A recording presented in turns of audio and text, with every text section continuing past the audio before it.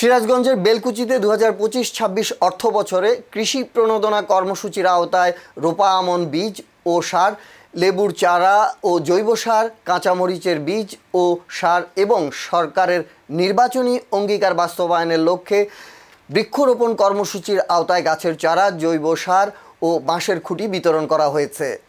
শনিবার 4 জুলাই বেলকুচি উপজেলা অডিটোরিয়ামে আয়োজিত এই অনুষ্ঠানে সিরাজগঞ্জ 5 আসনের সংসদ সদস্য আমিরুল ইসলাম খান আলিম প্রধান অতিথি হিসেবে উপস্থিত থেকে প্রকৃত কৃষকদের হাতে এসব কৃষি সামগ্রী তুলে দেন। বেলকুচি উপজেলা নির্বাহী অফিসার আফরিন জাহানের সভাপতিত্বে এতে আরও উপস্থিত ছিলেন উপজেলা সহকারী ভূমি কমিশনার ইশরাত জাহান, জেলা বিএনপির সদস্য গোলাম আজম, উপজেলা বিএনপির সাবেক সাধারণ সম্পাদক আব্দুর রাজ্জাক মণ্ডল, সাবেক সদস্য সচিব বনি আমিন, পৌর বিএনপির সাবেক আহ্বায়ক হাজী আলতাফ হোসেন প্রামাণিক, উপজেলা কৃষি কর্মকর্তা সুকান্ত ধর, পৌর বিএনপির সাবেক যুগ্ম আহ্বায়ক শফিকুল ইসলাম শফি, সাবেক সদস্য জাহিদুল হক মুক্তার, উপজেলা বিএনপির সাবেক সদস্য রেজাউল করিম, মোশাররফ হোসেন, উপজেলা যুবদলের আহ্বায়ক শামীম সরকার, সদস্য সচিব আলম প্রমাণিক, উপজেলা জিয়া সাইবার ফোর্সের সভাপতি রেজাউল করিম সহ উপজেলা বিএনপি ও পৌর বিএনপির বিভিন্ন পর্যায়ের নেতৃবৃন্দ, কৃষক কৃষানীরা।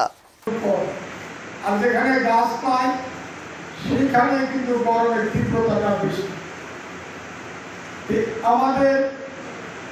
আমরা যদি আমাদের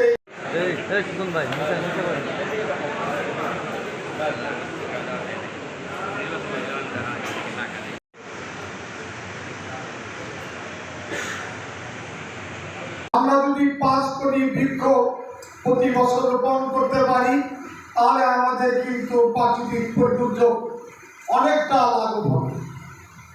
আপনার যদি বনভূমি নদীর পাড়ে থাকে, দেখবেন নদীর ভাঙন কমে গেছে। এই কারণে আমাদের আপনারা প্রত্যেকে নিজ নিজ উদ্যোগে একটা করে চারা রোপণ করুন।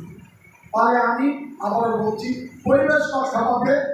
20 বছর পরে আপনার ওই চারা গাছটা আপনার সম্পদে রূপান্তরিত হবে, আপনার অর্থনৈতিকভাবে সচ্ছল হবে।